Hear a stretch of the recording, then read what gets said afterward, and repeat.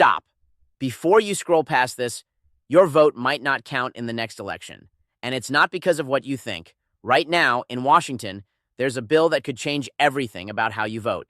80% of Americans want it, but it's being blocked. And here's the kicker. What I'm about to show you in the next 25 minutes will expose exactly why your government is broken beyond repair. But first, hit that subscribe button right now, because YouTube's algorithm will bury this video if you don't. The information I'm about to share is too important to let disappear. Subscribe now, then keep watching.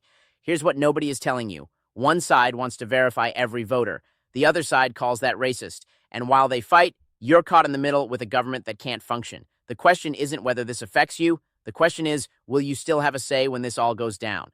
What I'm about to reveal will blow your mind. By the end of this video, you'll see exactly why this single fight matters more than any election, any candidate, any political party. This is about whether American democracy survives. Let's dive in. Here's what went down 48 hours ago that barely anyone is talking about. February 4th, 2026, the government was on the brink of another shutdown. Congress was scrambling to pass a funding package. Standard Washington chaos, right?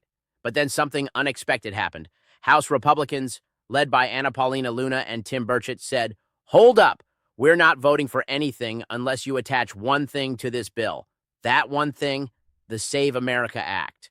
The Save America Act does two things. First, requires proof of citizenship, like a passport or birth certificate, when you register to vote in federal elections. Second, requires a photo ID when you actually cast your ballot. That's it. You need an ID to buy alcohol, rent a car, open a bank account, board a plane. But requiring an ID to vote in the most powerful democracy on earth, that's where the controversy begins. These House Republicans dug in. They said, no SAVE Act, no funding bill, let the government shut down. And for a moment, it looked like they might actually do it. The partial shutdown was underway. Federal workers worried about paychecks, essential services at risk, pressure mounting. Then President Trump stepped in. You'd think Trump, one of the loudest voices for voter ID, would back these Republicans. You'd think he'd say, shut it down until we get this done, but he didn't. Trump met with the holdouts Monday evening and told them directly, stand down, drop the demand, we'll find another way. The message was clear, no changes to the funding deal. Why? Because Trump knew the real battle isn't in the House. The House already passed this bill. The real battle is in the Senate. And in the Senate, it's not just uphill, it's vertical. The Senate is where good bills go to die. And the Save America Act is staring down the most powerful weapon in the Senate's arsenal, the filibuster. Here's what you need to know. To pass most legislation in the Senate, you don't just need a simple majority, you need 60 votes out of 100. Republicans control the Senate with 51 seats. They need 9 Democrats to cross the aisle, 9 Democrats for a voter ID bill. Senate Minority Leader Chuck Schumer already made his position clear. He called the Save America Act Jim Crow 2.0 and promised it would be dead on arrival. His exact words, Democrats will never in a million years consider this legislation. The math is brutal. Republicans have 51 votes. They need 60. They're not getting them. Senator Ron Johnson from Wisconsin put it bluntly, Democrats want to make it easy to cheat. So what are the options? Option 1, nuclear option, kill the filibuster. Some Republicans say, nuke it, pass everything with 51 votes. Trump has called for this multiple times, but most Senate Republicans don't want to. Why? Because when Democrats eventually take back the Senate, they'll use that same power against Republicans. One Senate Republican told Fox News the filibuster is not on the table. Option 2, the standing filibuster. What about forcing Democrats to actually do a filibuster? Make them physically hold the Senate floor and keep talking for hours like in the movies? Senator Ron Johnson floated this. The only way that's going to get passed is if we do a talking filibuster or we end the filibuster. Sounds good, right? Make them explain to America why they're blocking a bill 80% of Americans support. But Senate Majority Leader John Thune shut that down too. Why? Because Senate rules say every senator gets 2 speeches on a bill. Every time someone offers an amendment, the clock resets. Do the math. 50 Democratic senators, 2 hours each. That's 940 hours on the Senate floor. That's months. Thune's words, there's always an opportunity cost. Translation, we can't paralyze the Senate for months over this when we have other priorities. So the standing filibuster, off the table too. Let's step back from the political chess game and talk about what this bill actually means. This isn't just about procedure. This is about a fundamental question. Should you have to prove you're a citizen to vote in American elections? The Republican argument. Republicans say this is common sense. Basic election security. Senator John Cornyn from Texas. When a ballot is cast by someone that is not qualified to vote, It undermines the integrity of the ballot for the people who are qualified to vote. Think about it. Federal elections determine who makes laws, declares wars, spends trillions. And right now, you can register by simply checking a box that says you're a citizen. No verification, no documentation, just your word. Republicans argue that's insane. In what other area of life do we operate on the honor system for something this important? Senator Jim Banks. If you have to show ID to buy alcohol or rent a car, you should have to show ID to vote. And here's the kicker. Polls show 80% of Americans, including Democrats, support voter ID laws. This isn't fringe. This is mainstream. Senator Mike Lee, by requiring voter ID and proof of citizenship, the Save America Act will ensure that our federal elections are decided by U.S. citizens and U.S. citizens alone. Republicans also point to practical concerns. Under Biden, an estimated 10 million people entered illegally. In many states, they can get driver's licenses. What's stopping them from registering to vote intentionally or accidentally? It's already illegal for non-citizens to vote, but Republicans say, if it's illegal, why not enforce it? Why not verify? The Democratic argument, Democrats have a completely different take, and it's important to understand their perspective. Chuck Schumer called this Jim Crow 2.0. Strong words. He's comparing it to racist laws that prevented Black Americans from voting for decades. Why? Because Democrats argue this isn't about security, it's about voter suppression, making it harder for certain Americans to vote. Here's their case. Research from the Brennan Center found that more than 21 million Americans don't have easy access to passports or birth certificates. 21 million. Think about who those people are. Poor Americans who've never traveled, elderly Americans whose birth records were never documented, people who lost documents in fires or floods, young people, people who changed their names. Half of all Americans don't have a passport. If you require a passport or birth certificate to register, you're potentially blocking millions of eligible citizens. And Democrats point out, studies show in-person voter fraud, the kind voter ID prevents, is extraordinarily rare. A Utah Citizenship Review examined over 2 million registered voters. Non-citizens voting? Virtually non-existent. So Democrats argue, you're creating a massive barrier to solve a problem that barely exists. And the people hurt most are minorities, the poor and the elderly. Democrats also worry about implementation. The bill takes effect within 1 to 2 years. State officials would have to overhaul registration systems on a tight deadline. The Brennan Center warns this would wreak havoc on election administration, unleashing confusion that will prevent some American citizens from voting. The Senate version requires ID to register and to vote. Mail voters must photocopy IDs. 8 states conduct all elections by mail. This could upend their entire systems. Military and overseas voters rely on mail ballots. Service members defending democracy overseas might have a harder time participating in it. So who's right? Here's the honest truth. Both sides have legitimate points. Republicans are right that election integrity matters. Trust in elections is fundamental. If people don't believe votes are counted correctly, the system breaks down. Democrats are right that access matters. If you make it too hard to vote, you disenfranchise citizens. Voting is a fundamental right. The question is, where's the balance? How do you verify voters without blocking voters? How do you secure elections without suppressing them? That's the debate America needs, but it's not the debate we're having. Instead, we're stuck in tribal warfare where each side assumes the worst. Republicans think Democrats want to enable cheating. Democrats think Republicans want to suppress minorities. And the truth, it's probably somewhere in the messy middle. So where does this leave us? The Save America Act is in limbo, past the House, going nowhere in the Senate under current rules. Senator John Thune says they'll hold a vote soon enough, maybe attaching it to another bill. But even Thune admits it'll likely get 51 Republican votes and then fail. Senator Eric Schmidt, an original co-sponsor, will never know unless it happens. Not exactly confidence. President Trump continues pushing while acknowledging reality. When signing the funding bill, we should have voter ID. Who would not want voter ID? Only somebody that wants to cheat. But Trump knows without eliminating the filibuster or getting Democratic support, this bill is dead. 4 possible scenarios. Scenario 1, the bill dies, most likely. Symbolic Senate vote fails to reach 60, dies.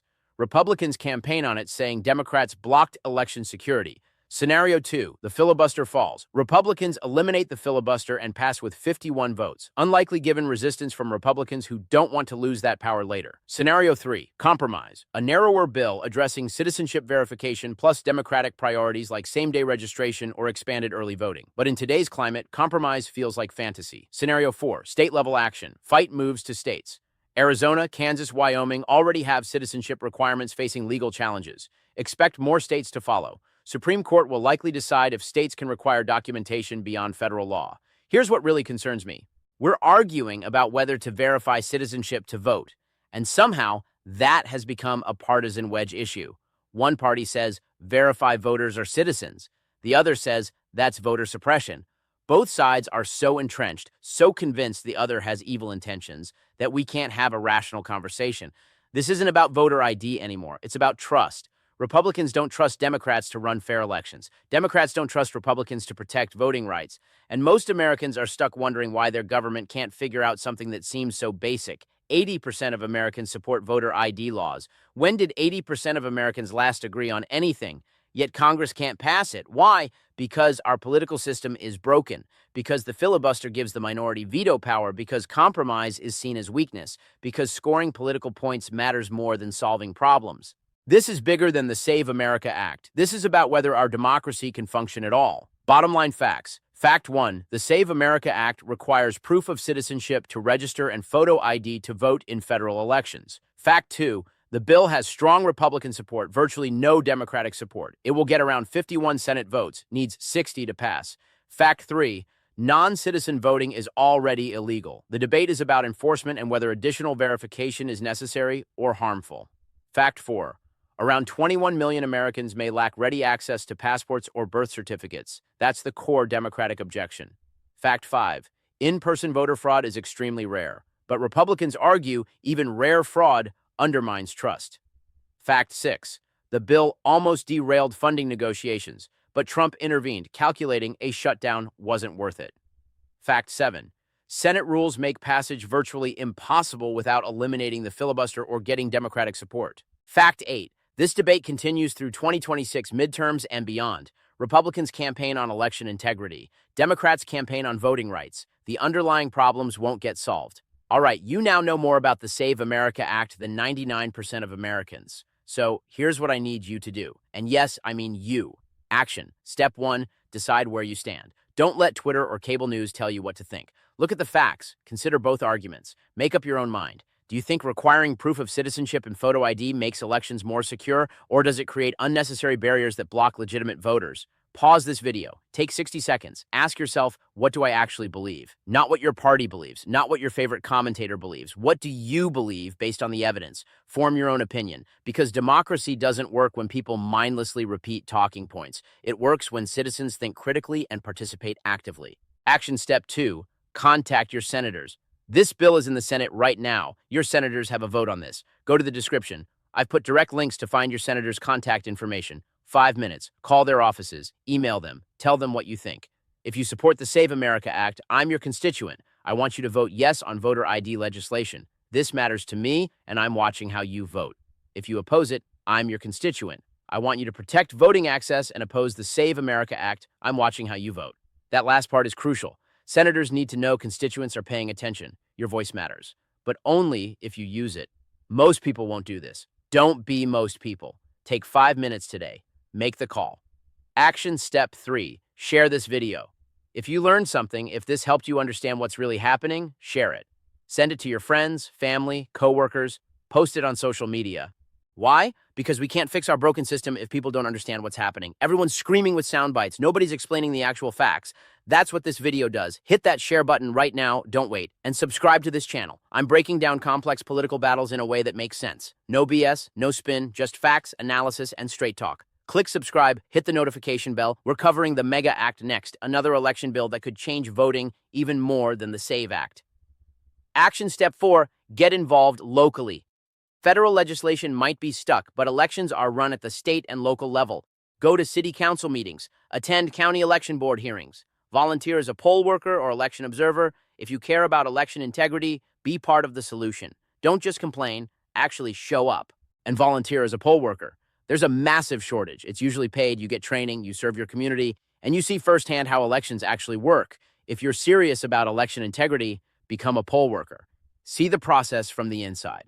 Action step 5, register to vote. Regardless of where you stand, the most important thing is vote. Are you registered? If not, register today. Most states let you register online in 5 minutes. Check your registration. Make sure your information is current, then help others register, your kids when they turn 18, elderly relatives, neighbors who've never engaged. Democracy works when people participate. It fails when people check out. Don't check out. The bottom line, you've invested 25 minutes watching this. Don't waste it by doing nothing. Take action, any action. Pick one thing and do it today. Call your senator. Share this video. Register to vote. Sign up as a poll worker. Attend a meeting. Just do something. Because democracy isn't a spectator sport. It's a participation sport. And right now, America needs participants. Here's the truth. Nobody in Washington wants to admit. The Save America Act probably won't pass the Senate this year. The math doesn't work. The politics don't work. The system is too broken. But this fight isn't going away. It'll be back in the 2026 midterms. It'll be back in 2028. It'll keep coming back until we solve the underlying problem or until one party gains enough power to ram through their version without compromise. And that's the real danger. Not that we can't pass voter ID legislation, but that we've lost the ability to find common ground on anything. 80% of Americans support voter ID laws. That's overwhelming consensus. And yet Congress can't pass it. Why? Because our system is designed for gridlock. Because the filibuster gives 41 senators the power to block anything. Because both parties would rather score political points than solve problems.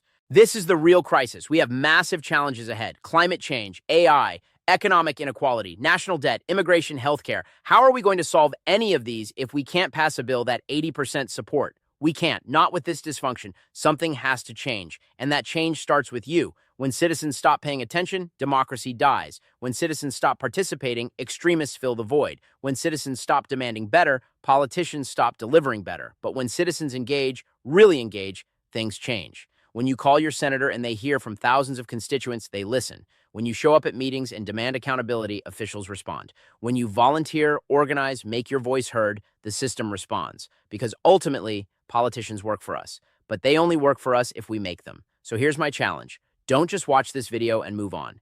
Actually do something. Pick one action, just one, and do it this week. Call your senator.